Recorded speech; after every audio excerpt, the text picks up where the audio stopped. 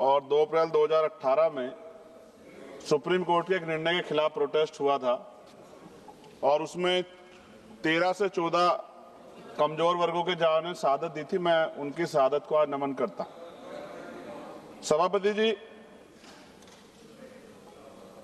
2021 से 2025 तक 749 सीएपीएफ के जवानों ने आत्महत्या की।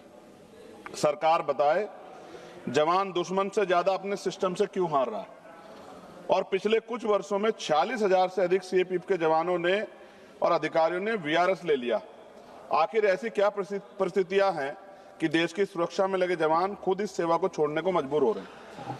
सभापति जी, 2023 का इलेक्शन हुआ, भारतीय जनता पार्टी 3 स्टेट जीती और उन्होंने पुराने नेताओं को उठा के नए लोगों को मुख्यमंत्री बनाया। ये पुराने नेताओं को अच्छा नहीं लगा होगा कुछ लोगों को, लेकिन ये सच है कि जो नीचे का कार्यकर्ता उसके मन में ये बात पैदा हुई कि हमारा भी अवसर आ सकता है अगर हम ईमानदार से काम करेंगे, जज्बे से काम करेंगे। वही पार्टी, वही सरकार जो नए अवसर की बात करती है, नए लोगों को कि भाई हमारी पार्टी में कोई नीचे का आदमी भी राष्ट्रीय अध्यक्ष बन सकता है, वही पार्टी ऐसा बिल लाई है जिसको लेके हमारे सीएपीएफ के जवानों में और अधिकारियों में चिंता है।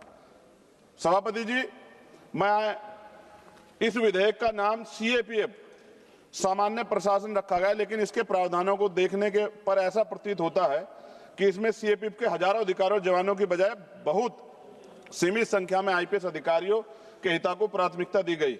यह प्रश्न स्वाभाविक है कि जब सीएपीएफ के अपने अधिकारी मौजूद हैं तो उच्च पदों पर उनके अवसरों को सीमित करने की दिशा में यह प्रयास क्यों किया जा रहा है?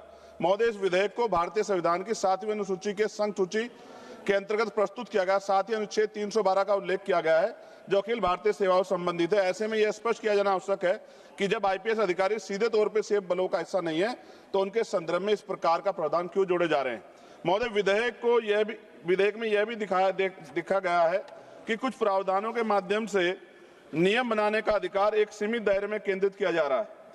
इससे यह आशंका उत्पन्न होती है कि सीएपीएफ के अधिकारियों के हितों की सुरक्षा और पारदर्शिता और संतुलन प्रभावित हो सकता है।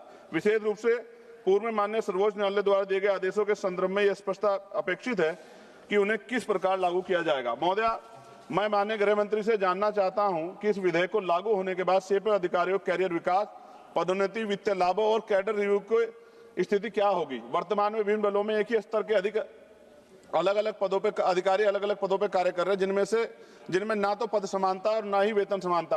यह स्थिति लंबे समय से चिंता का विषय रही है। महोदय, सरकार द्वारा इस विधेयक को एक व्यापक कानून बताते हुए अनावश्यक मुकदमों को समाप्त करने का तर्क दिया गया है, लेकिन यह भी एक तथ्य है कि पिछले वर्षों में कई मुद्दे न्यायालय तक गए और न्यायालय के निर्णयों के बाद भी उन्हें पूर्ण क्रियान्वयन को लेकर प्रश्न बने हुए हैं। पिछले 12 वर्षों में आपकी सरकार है, ऐसे में सरकार की जिम्मेदारी थी कि सरकार स्पष्ट करे कि नया विधेयक इन समस्याओं का समाधान किस प्रकार करेगा।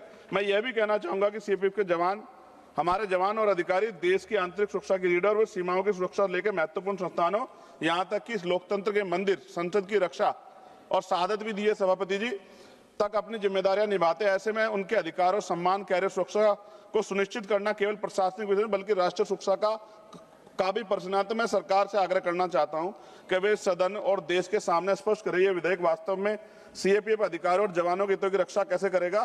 कैसे उनके पदोन्नति, कैरियर विकास, न्यायालय द्वारा निर्धारित लाभों की सुरक्षा सुनिश्चित होगी?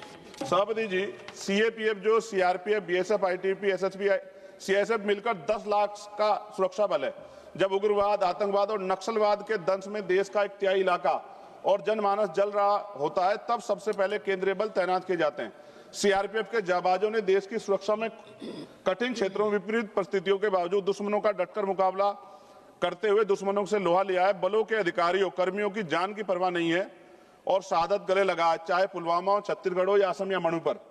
अंतर्राष्ट्रीय बॉर्डर पर अर्धसैनिक बलों से चीन और पाकिस्तान के साथ लड़ाइयों में शहादत दी। ऑपरेशन सिंदूर में पहली शहादत बीएसएफ के जवान एसआई मोहम्मद इम्तियाज ने दी थी और समय समय पर बीएसएफ और आईटीबीपी ने दुश्मनों को मुंह तोड़ जवाब दिया। सभापति जी, खत्म करूंगा, अब 4.5 मिनट हुई।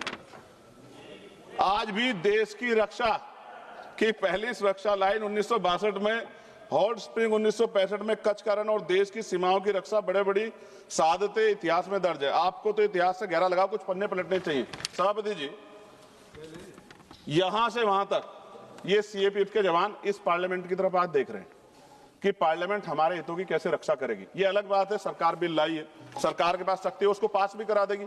हम लोग तो विरोध दर्ज करा सकते हैं, लेकिन ये भी एक कड़वी सच्चाई है कि अगर हम कोई बिल ला भी रहे हैं, हम किसानों के खिलाफ, किसानों के लिए बिल लाए, वापस लेना पड़ा, और भी हम बहुत सारे बिल लाए जिन पे आपत्ति हुई। सभापति 10 सेकंड में खत्म करूंगा। क्यों नहीं हम अधिकारियों से बैठ के बात करते हैं कि बीच का रास्ता निकल जाए? हम अपनी सेना का मनोबल, अपने आर्म फोर्स का मनोबल क्यों गिराएं? वो भी तो हमारे लिए खड़े हैं ना। हम उनको, उनकी शहादत को भी सलाम करते हैं, अपने एक सीएपीएफ के जवान को सलाम करते हैं। हमारी जान है, वो हमारा गौरव, हमारा सम्मान है। हम उनके लिए यहाँ इसलिए अपना विरोध दर्ज करा रहे हैं क्योंकि वो असहमत है। सभापति जी, हमारी नहीं है ये, उनकी पीड़ा, उनके बच्चों की, उनके परिवार की पीड़ा, इसलिए हम लोग यहाँ विरोध दर्ज करा रहे हैं। बहुत बहुत धन्यवाद। जय भीम, जय हिंद, जय भारत।